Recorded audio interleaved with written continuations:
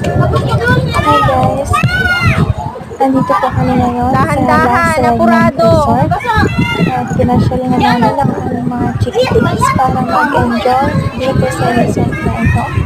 Actually, first time namin Saglit. pumunta dito kaya sobrang enjoy itong mga batang to.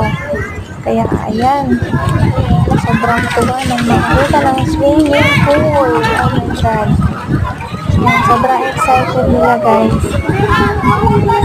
Actually, celebration lang ito na Dahan-dahan, madulas. graduation ng pinakamaliit na bata niya. Yan, nakaupo na yan.